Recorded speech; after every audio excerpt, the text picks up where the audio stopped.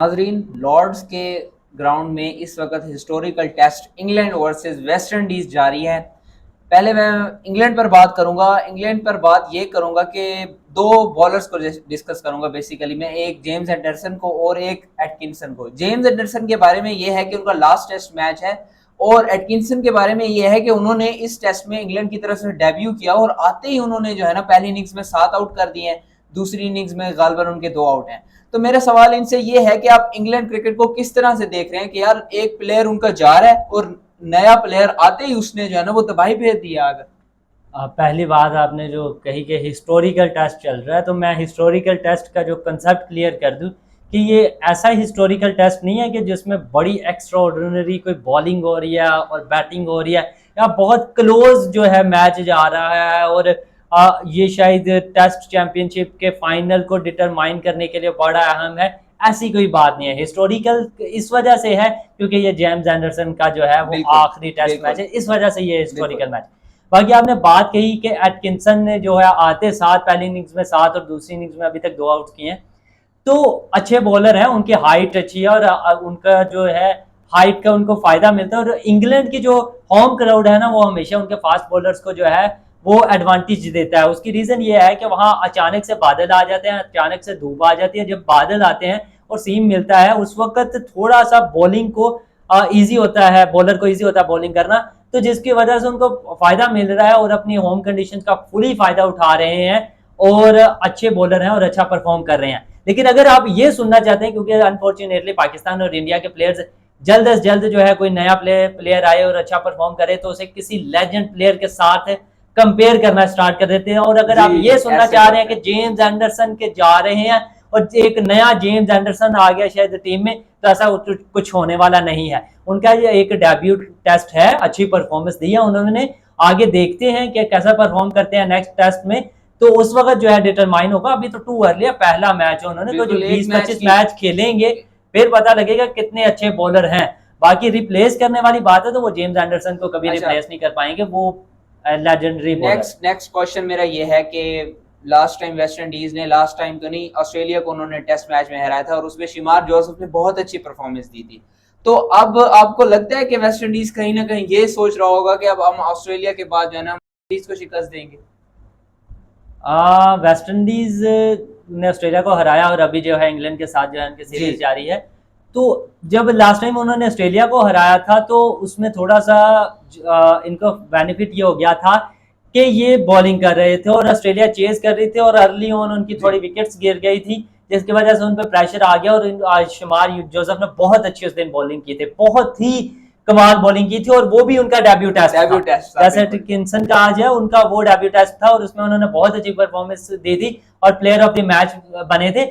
मैंने भी यही एक्सेप्ट किया था कि जब वो अभी इंग्लैंड के अगेंस्ट खेल रहे हैं तो अभी शायद एक नई टीम है और नए जज्बे के साथ खेलेगी और शायद जो है जैसे उन्होंने ऑस्ट्रेलिया में परफॉर्म किया वैसे ही परफॉर्मेंस यहाँ देगी। लेकिन मुझे बहुत ही अफसोस हुआ ये देख के कि पहली इनिंग्स में वो 121 पे ऑल आउट हो गया, अभी 79 पे उनके 6 आउट है, अभी ट्रायल है उनका 171 रन का। तो ये जो है उनकी जो परफॉर्मेंस उनसे एक्सपेक्ट की जा रही थी after the winning of against the Australia, तो वो परफॉर्मेंस नहीं दे सके। उसकी शायद मल्टीपल रीजन है। उसकी ये रीजन हैं कि शायद ऑस्ट्रेलिया में अब कहना नहीं चाहिए, लेकिन वो जैसे कहते नहीं तुक्का लग जाना, वो वाली चीज ना हो गई हो।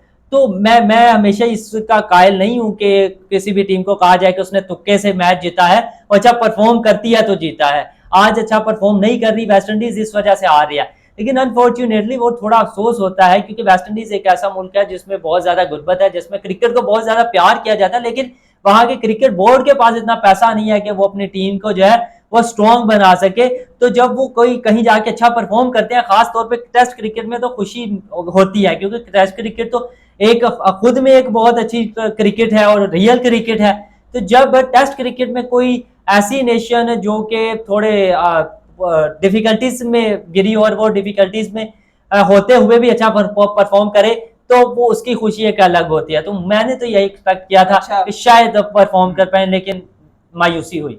अच्छा, क्रिकेट फैंस के ने भी शायद ये बात नोट की हो और आपने भी की हो, मैं भी अक्सर करता रहता हूँ कि यार अब देखिए क्रिकेट में जो भी नया प्लेयर आकर डेब्यू करता है वो हमेशा से उसकी परफॉर्मेंस आउटस्टैंडिंग होती है। जिस तरह से शुमार जोसेफ ने परफॉर्मेंस दी थी उस वक्त वेस्ट इंडीज की तरफ से, और अब एटकिंसन ने दी है, और अब आगे भी और टीम्स में भी देख लें, लेकिन आहिस्ता आहिस्ता उस प्लेयर की परफॉर्मेंस डाउन होती जाती है। ऐसा क्यों होता है यार? इसकी रीजन ये ये एक पॉइंट है टू बी नोटेड, कि क्रिकेट फैंस भी ये सोचते होंगे।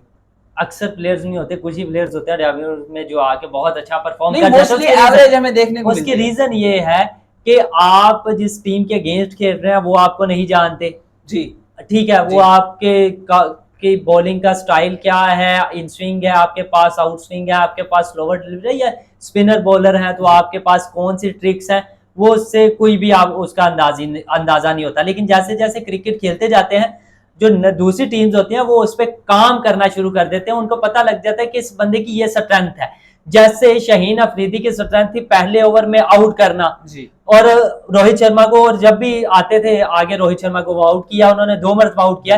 लेकिन 2023 के एशिया कप में अगर आपको याद हो, पहले ही ओवर में जो छक्का मारा था, या 2024 के T20 वर्ल्ड कप में रिसेंटली देख लें जो छक्का मारा था शाहीन अफरीदी को, तो वो इन स्विंग करते थे और उस पर फंस जाते थे, लेकिन रोहित शर्मा ने काम किया, उनको पता लग गया ये बॉल यहां ही करेगा, उस पर काम कर लिया। तो ये होता है कि जब डेब्यू में आपको जानते नहीं है जो खेलने वाले हैं, इस वजह से आप अच्छा परफॉर्म कर जाते हैं। और दूसरी ये भी होती है कि आपको एक पैशन होता है कि आप अपनी टीम को रिप्रेजेंट कर रहे होते हैं, आपने जो 20-25 साल से ख्वाब देखा होता है वो ख्वाब पूरा होता है, तो आपको उसकी खुशी भी होती है और इससे एक मोटिवेशन भी होती है, और उस मोटिवेशन में आप अच्छा परफॉर्म करते हैं। तो ये 2 मल्टीपल रीजन है मेरे ख्याल में। बिल्कुल जी, इनकी बात सही है। तो हमें इनकी बातों से ये सीखना चाहिए कि जब आप नए नए होते हैं तो आपका किसी को पता नहीं होता, तो आपको ऐसा प्लेयर बनना होता है, अपने आप में वेरिएशंस जरूर, जैसे जसप्रीत बुमराह, मैं एग्जांपल देता हूँ कि बिल्कुल। वो 6 बॉल्स करते हैं, 6 की 6 बॉल्स में वेरिएशन आती है, कभी वो बाउंसर कर देते हैं, कभी वो क्विक यॉर्कर कर देते हैं, कभी क्विक फोल्टर्स कर देते हैं, कभी स्लो डिलीवरी कर देते हैं, कभी कटर मार देते हैं। तो उनसे सीखना चाहिए कि आप वेरिएशन लाकर किस तरह से एक ऐसे ही बॉलर रहते हैं जैसे आप शुरू में होते हैं, वो जैसे शुरू में थे अभी तक भी वैसे ही बॉलर हैं। चलें जी, अब तक के लिए इतना ही। इंग्लैंड और वेस्ट इंडीज का टेस्ट सीरीज जो है ना वो जारी है। इस पे आपके साथ अपडेट्स जो है ना वो शेयर करते रहेंगे। तो ये मुश्ताक को इजाजत दीजिए। अल्लाह हाफिज।